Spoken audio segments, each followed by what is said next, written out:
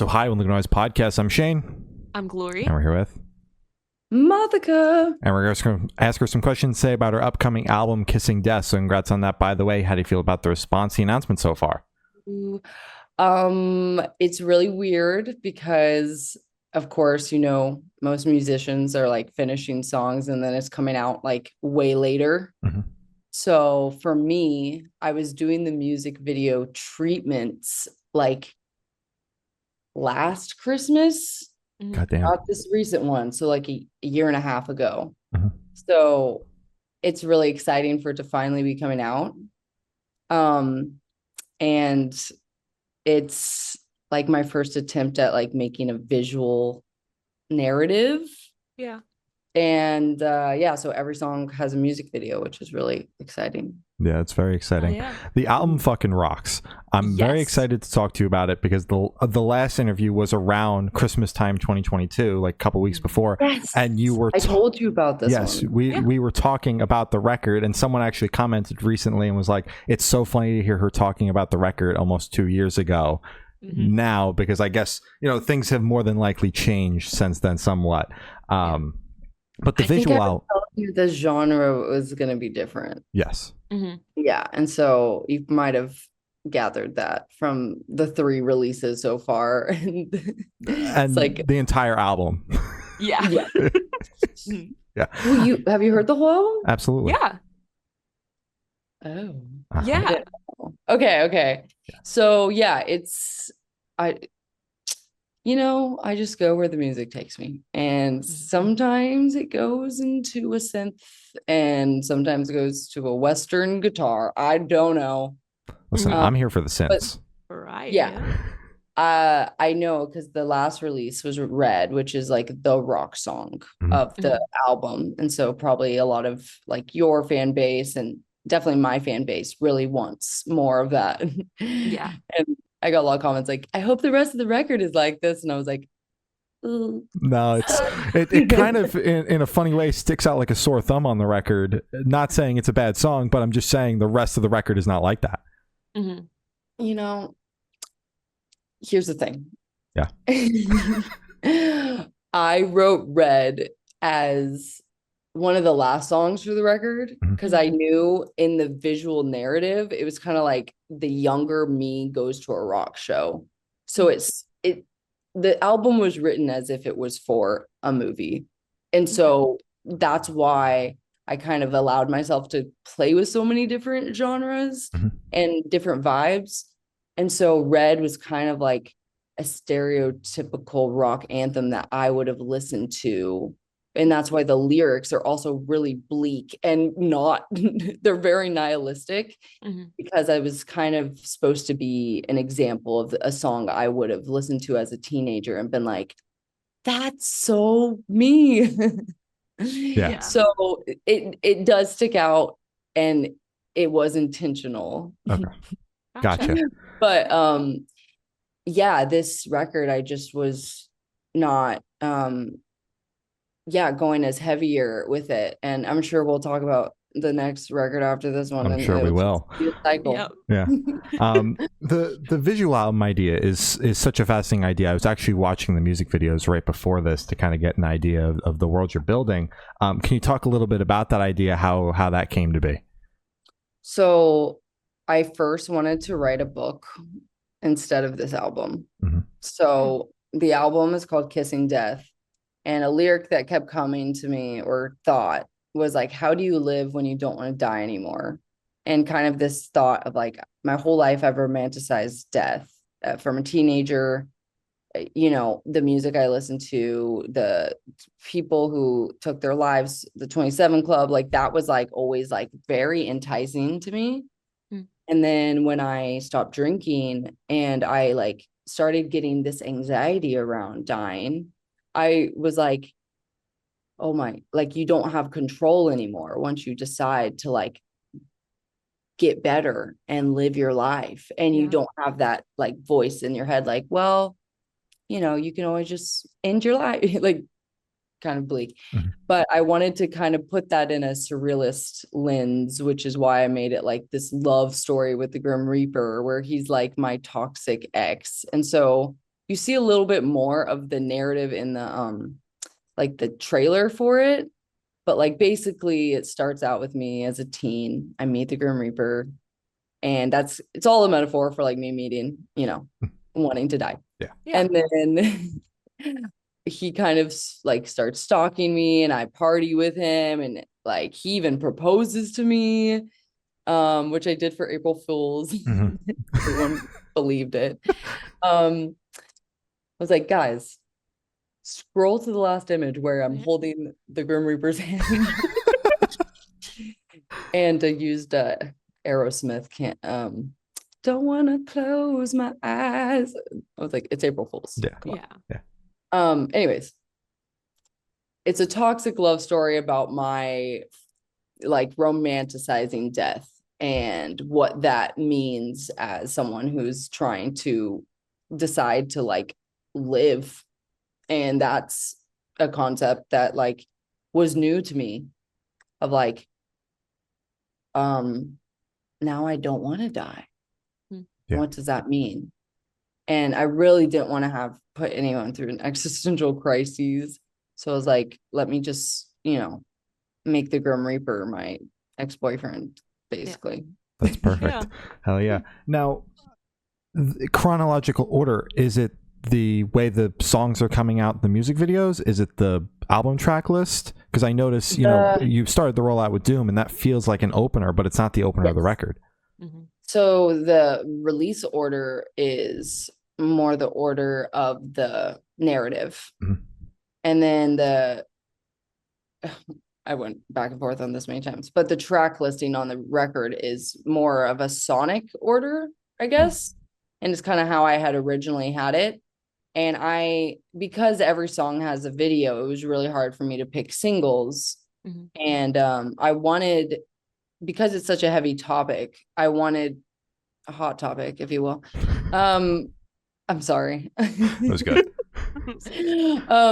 Because it's such a heavy topic, I wanted to start it out with like the ballad, the real tearjerker, that song to me feels like it's like the sister song to Forever 15. I made it with the same people, and it's kind of like me as this, like, if you saw the video, you saw like the Warped Tour posters and the Sidekick and MySpace, and I don't know if you were old.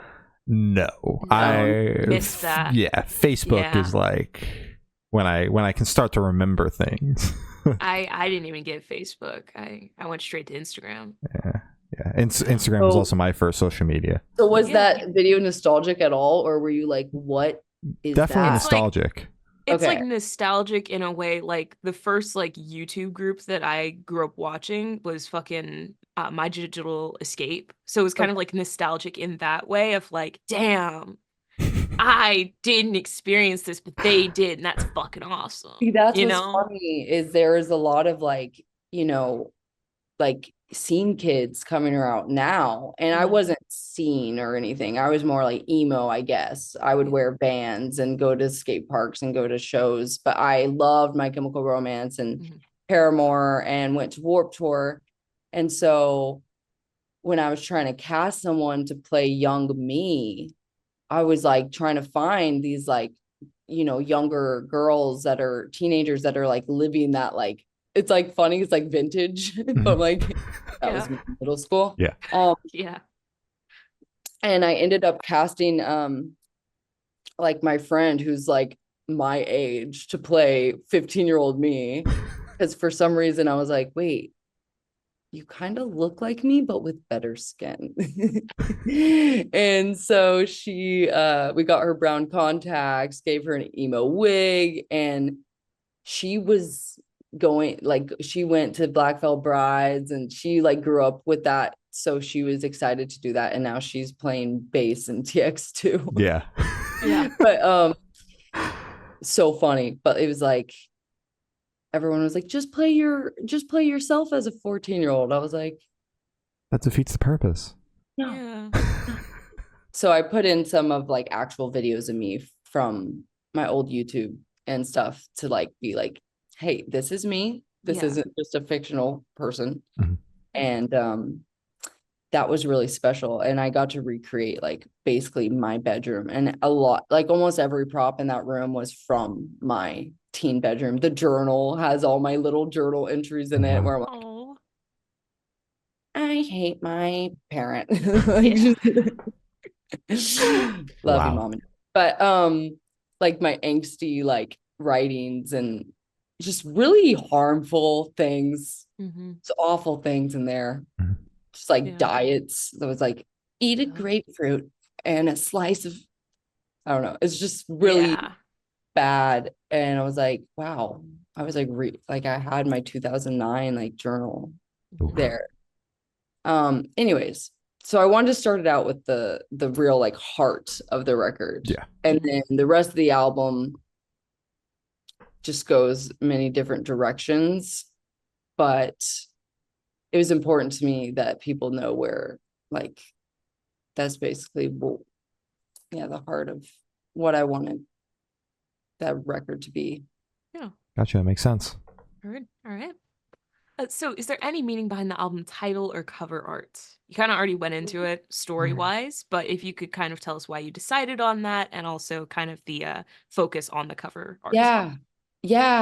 So Kissing Death just popped into my head randomly. Kiss of Death, Kissing Death. And I was thinking a rom-com, and like, you know, everyone's like, don't romanticize death. I'm like, what if I literally romance death, you know? So it's kind of like a cheesy like rom-com title or something, Kissing Death. And then I was like, so the lead single, it's I'm sick of kissing death, I'd rather be friends, I know how this ends. And then the cover, I wanted to do kind of a old Hollywood pose where it's like just like in his arms. And I have a funny story about the cover. And the red dress I'm wearing was inspired by Lydia in Beetlejuice, and how it was kind of like a forced wedding, you know, so it was symbolic because it was like basically I felt like my brain was forcing me into this death's arms. Yeah.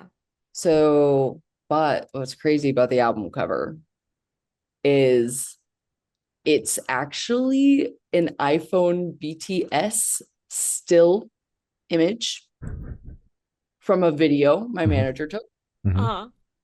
And like we combined it with some actual photos from the shoot, but he took this beautiful BTS video and like I just screenshotted the still, and then I like, but so basically it was shot on iPhone somehow. Yeah. The shoot was the actual photos from the shoot were for naught. No, well, they were still used to enhance. Okay. Gotcha. But the lighting, it was like the way it was set up where like the flash was super bright, so it would wash out the colors. And I really wanted that bit, like that red. And so it was just, it's funny because even my last Nocturnal, I had a similar like photography thing where like I was just like, to the photographer, I was like, are you okay with this? I want to use an iPhone BTS still. Not even just a photo, from a video. A still from an iPhone video. Yeah. That's great. And then I ended up adding in a different like Reaper face, and like it became, you know, way more edited than just that. But so it was inspired by Beetlejuice. And then it's so funny because I shot that so long ago, but it wasn't out yet. And then Doja Cat did her video where she's wearing a red dress with the Grim Reaper, and I was like, fuck, motherfucker. no. I was like, if people care enough about me to say anything, then that's a good sign. So far no one has, but it's coming. I'm not important enough. I'm not important. But that was I was like, dang it, I already shot this. Never gonna call me a Doja Cat copycat. I know. And but it's okay. It was just a scene in her music video. But that was the inspiration behind the cover, is like And then there's some other photos of me with like, a coffin, and I'm like wearing the red wedding dress, and I have a black bouquet, and it was very The Bachelor, Yeah. Bachelorette vibes. Yeah. Oh yeah. So can you tell us a little bit about your writing process for the album? I'm sure I've shared before, but I always start with a title, and then I start with just song titles. I'll like try to like picture the final track list before I even write the songs. Mm-hmm. So this one, a lot of what I was writing about was like, I have the song Exit Plan, which was like basically about like how I've always wanted an exit plan from life. And I just would write these titles down. The song Curiosity Killed the Moth, I was driving to the studio and I just thought, curiosity killed the cat, moth. And like how that is like, moths are attracted to flames, and and just that play on words, and how I've never written a song about moths, so there's a lot of pressure there. Yeah. It's a big thing. It's kind of your brand. Yeah. So that was really cool to feel like I like nailed that. Like I was like, okay, I can put this out. I've tried to write moth songs, but this one will work. Yeah. But yeah, I usually start with the title, and now, I mean, because I'm already an album ahead, of course. I've been like self-producing a lot, and like I used to produce. My first EP was entirely self-produced. You won't be surprised if you listen to it. It is so bad. But I've gotten into producing again and writing on my own, and like kind of for the next era, I'm trying to even like it be even more cohesive and less people, and it be more from me. Yeah. And that's really nice to have that freedom to make stuff whenever I want. For sure. So what was that shift like? I know we're veering off into album that you're still working on instead of one that still hasn't even come out. But what has that shift been like? Is it like daunting kind of having unlimited creative freedom instead of focusing on what your fan base would want? No. So I think that's what's tricky is I don't know. Well, a lot of people found me from Can You Feel My Heart and Nocturnal. So a lot of people definitely want the more rock era songs, which I think they'll definitely get more of that with this thing. But it's just for me, it's like I would save all my creativity and all my thoughts for when I was in the studio and not write anything on my own. And now I can write a song like every day and then use little pieces of it. And when I'm writing truly, truly alone, like I can really say whatever I want. And luckily I work with people who I'm very open with, but like it's been cool to like have the confidence to be able to co-produce a song. I don't know. I mean, my goal is to entirely self-produce something and put it out. But I'm like bringing in, my session, and I'm like, don't listen to the mix. But it's funny because the new whatever comes after this album. I shouldn't even talk about it.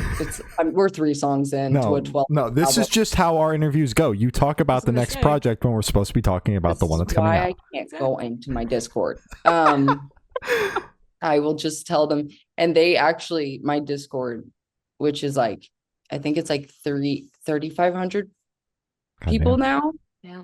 They really latched on to this like little logo I made called MOTHICA Corp, and it's like the secret society looking logo, and it says I made MOTHICA an acronym. So MOTHICA Observation Team Holdings Incorporated Cryptid Association. That's what Badass. Yeah. That's badass. and I made that as a joke. And then everyone was like, what is this?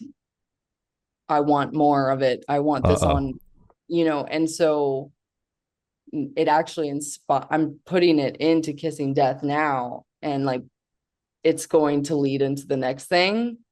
And like it's going to tie in like everything I've ever done. Shit. And and it all started because like I would pay out my band like a Christmas bonus, and I would say this is from MOTHICA Corp, just as a joke. And now I'm like going into this weird world of spy sounds and heist movies. And I'm like each project just evil gets organizations. Each project just gets bigger and bigger and bigger. Yeah. That's what it seems like. That's what I would hope it would do. Yeah. I would hope. But like when I was working on Kissing Death, I was like, I'm never gonna have another idea ever again. So great. And then I did. So it's I always have to be working one step ahead, and I would love for the releases to shorten, so I could like get it all out there. Yeah. Because these videos I shot even like back in August, and so it's May now, and they're just now coming out. Yeah. It's crazy. So I went on my European tour in between the shoots too, and then came back and shot more. And that was my first time, like when I did the Hailstorm Black Veil Brides, I was like, yeah, I'm gonna edit the videos while I'm on the road seeing Europe for the first time. No. Oh, yeah. No. I don't blame you. I didn't have time for that. No. Weren't you shooting videos when you were over there? I did. I had 2 videos that like, because I was pitching this to my label. I was like, I want to do a visual album. They're like, sure. And I was like, but it's going to be the world's cheapest visual album. And I made this whole PowerPoint, and I was like, I did all this like research, and I was like, compare it to other budgets. And I had 2 videos where I was like, I need to do something really simple, like a one shot or something. And I was going to do that just in LA, and we didn't get time to do that. So then we shot 2 videos while I was in Europe. And so it actually motivated me to go out and see more of the city, because I would get up at 7 a.m., put on the same outfit I wear in the music videos, smelled so bad. And I would just go out and like, we did like one video, annoyingly, the song Another High that I played on tour that people want, like that one is coming out with the record. But it's me just walking around Europe, and it cuts and you just see like the Eiffel Tower and these like beautiful, cool locations that you would never, like the production value was just amazing. But so basically I'm walking throughout the whole video, but I'm in like 8 different countries, and fucking sick. So I'm glad it worked out, that my procrastination paid off. Absolutely. Hell yeah. Wonderful. So would you be able to tell us where your headspace is at while you're creating this album? Well, I said I originally wanted to make a book. Okay. So this thought of how do you live when you don't want to die anymore. I've always wanted to write like a memoir or a self-help book. I still want to. Need to help myself first. But like I had this idea for a book called like MOTHICA's Guide to Living When You Don't Want to Die Anymore.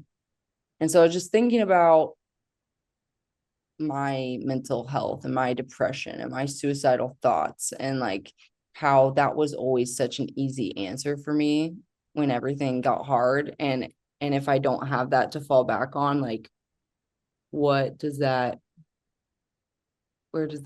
take me?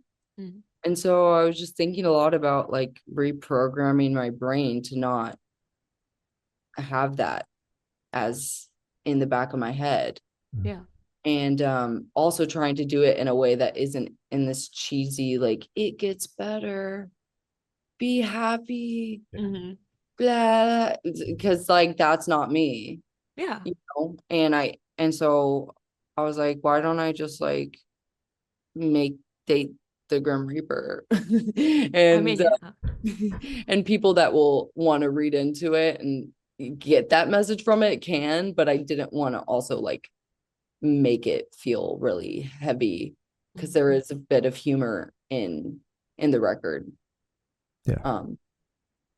And well, spoiler, but like throughout the record, I'm kind of, you know, I start out with the teaser where I'm like in therapy, and so the videos are kind of like happening while I'm talking to my therapist, kind of thing. Mm-hmm. So when I'm wearing this hair, this is current me, basically, which we haven't gotten there yet in the videos. Okay.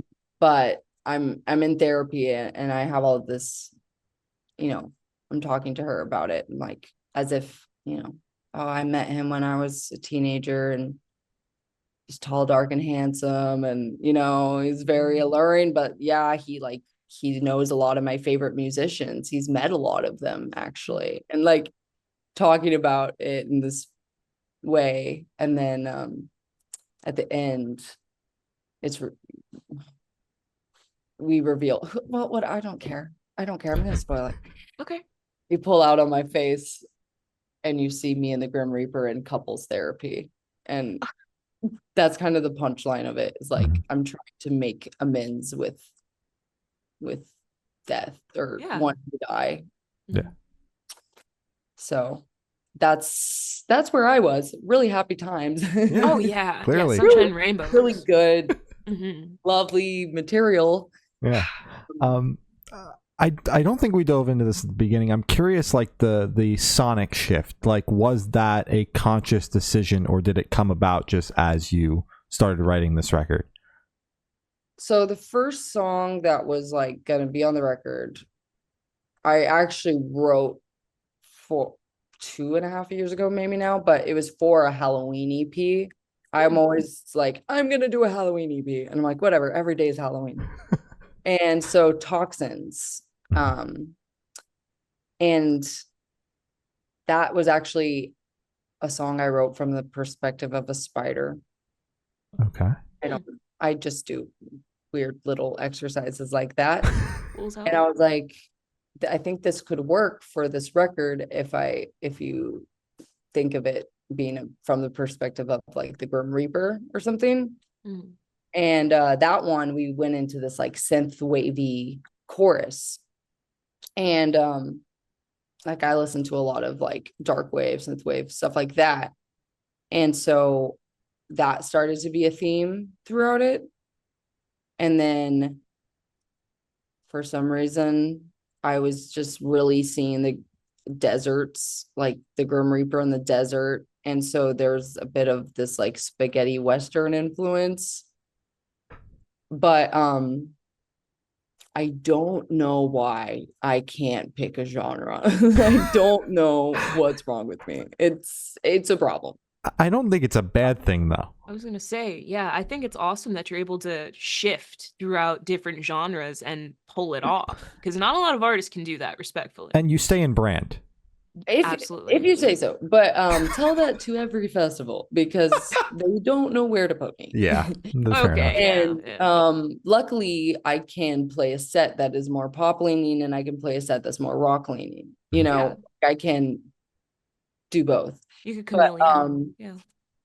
I think because I just let the ideas flow without trying to put them in a box, it just ends up, I get inspired by different sounds. Mm-hmm. And I'm sure most, like a lot of musicians that I know don't listen to the genre that they're in. So the music I listen to is so different from what I make. And like, so I'll get inspired by things that are so polar opposite of me. Mm-hmm. So yeah, I just, that was my biggest fear with this record. I was like, I hope people stick around. Yeah. Um, It seems to be working out so far, though. At the time of recording in May, 1 million streams on the record already. It's not even yes. out. Exactly. Yes. Yeah. And that was mostly from the first single, Doomed, which is funny. It's like the sad, like my top songs are just about the worst things ever. Like Yeah. The sad ballad songs. yeah. And I'm like, you want me to make more sad songs? Those are on my hard drive. I got plenty of They're those. there. I listen to them and cry, and I don't put them out. Yeah. All right. So But I kind of hate performing sad songs. But anyways, go on. Yeah, I can imagine. why? Just like the vibes that you get in your feels while performing it? If I make eye contact with someone who's crying, I will cry. Yeah. And so Forever 15, I performed stripped back, and I will like look up, and like this tour was like the first time people like brought signs, and I would like look up and be like, it'd be like, you saved my life, and I'm like, oh fuck. Oh, And I'm yeah. like, stop it right now. And so I have to really, not cry. Yeah. Yeah. That's fair enough. Makes sense. Gotcha. So this question should be super, super quick. Off the top of your head, I want you to describe this album for new listeners in 3 words. No more, no less. Cinematic, Ooh, dark, okay. romance. Oh, That's good. Damn. Hell yeah. Hell yeah. So, are you able to touch on any particularly challenging or standout moments from the creation of this album, positive or negative? Well, you see, making 12 videos for 12 songs. Yeah. You know, I realized very quickly why the people that do that are people like Beyonce, Halsey, Melanie Martinez, who have a lot more money Unlimited than money. I was working with. Mm-hmm. And so a lot of these videos were me like running around like trying to get deals, and there's a red car that you'll see later that like I left a post-it note on some random person's car and asked them to rent their, and it worked out, and he was the cashier in the Curiosity video, the like guy that owns this red car. That's badass. And like I was making props. I didn't have a stylist, so like I was like, you know, there's one video that has like probably like 10 other people in it, and like that was like all clothes mostly from my closet. Damn. So it was very time consuming, as you can imagine, and very stressful. And also at the end of it, I was like, does this make sense? But it also was like, you know, I've never done anything like that, and I love media, I love videos, I love that. So I want to set myself up as an artist that if you follow me and want to listen to me, there's going to always be something more involved than just a song. And also like kind of like, you know, I wrote the, you know, the treatments and creative directed the whole thing, and like I'm hoping this album will set me up to do more of that. Yeah. Maybe not another visual album, but that's fair enough. Yeah. I from the first time I heard the idea, I thought it was so fucking cool. Very daunting, but your visuals have always been such a big part of your brand and your music. So I was excited to see it come together, and I'm glad that it all worked out in the end, because they're fucking sick, and I'm excited to see the other 9. Yeah, me too. No, I'm excited for people to see it unfold, see what they take from it. And also I just like, I think music videos are kind of like, no one in the industry really wants them to happen. Yeah. It's like, make TikToks instead. Pay someone $5,000 to do TikToks. Like I really want to keep this format alive Yeah. Not that it's dying, but it's like it's important to me that I can have a multimedia aspect to what I do. Absolutely. So and an exciting thing I want to do at the end of it is like play the whole thing edited together as a short film in theaters or a theater. Maybe one theater, but ideally multiple theaters. That would be like fucking sick. Like do a little screening and do a Q&A and like go to different cities. That would be my dream with this. That would be fucking rad. Make the idea happen. If the wheels aren't already turning, make it happen. It will definitely happen in LA. Okay. I just have to see if there's enough demand to do it other places, because I'm like, that sounds so fun to do like a little screening tour. Mm-hmm. Yeah. There's demand on the East Coast. Make it happen. I'll be there. Yeah, where are you again? New Jersey. Virginia. Okay. Maybe not Virginia. Bumfuck nowhere. Yeah. Okay. Hey.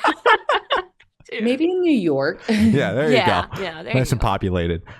So for this last question, boom, you're on a desert island. You can bring one movie, one album, and one person. Who and what are you bringing? Why would you do this to me? I figured this question was fitting because you just finished talking about the Grim Reaper in the desert. Exactly. One movie. Yes. Mm-hmm. One album. Yes. Mm-hmm. And one person. Okay, yes. I would bring a dog, Earl. Mm-hmm. My dog, Earl. Badass. Not a person. I would bring my favorite comfort movie, Hitchhiker's Guide to the Galaxy. Yes. Yeah. And the album is my one of my favorite albums that is severely underrated is this album called Threads by Now. And you probably don't know it, but I just got to work with the producer from that record, and you should listen to it. It's a rock album with a female vocalist and a queer female vocalist, and like that record I still listen to 10 years later, so probably that one.